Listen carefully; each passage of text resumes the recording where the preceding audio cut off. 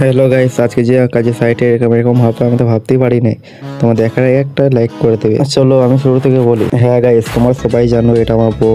বউকে সকালে বললাম যে খাবারটা করে দাও, কাজে যাবো। সবার বউ ঝগড়া করে, কিন্তু আমার বউ খুব ভালো, কারোর সঙ্গে ঝগড়া করে না।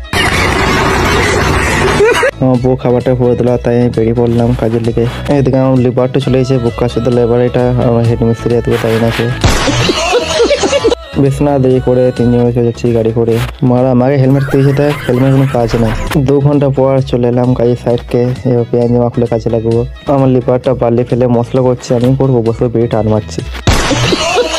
এরকম কাজ কোথায় পাবো? এরকম লিপার থাকলে আর কোনো কাজ আর করতে হবে না। আমাকে বলছে তুই বস, আমি নিজে বালি ফেলে মশলা করে দিচ্ছি। সালা 2 ঘন্টা পর মশলা কমপ্লিট করলাম।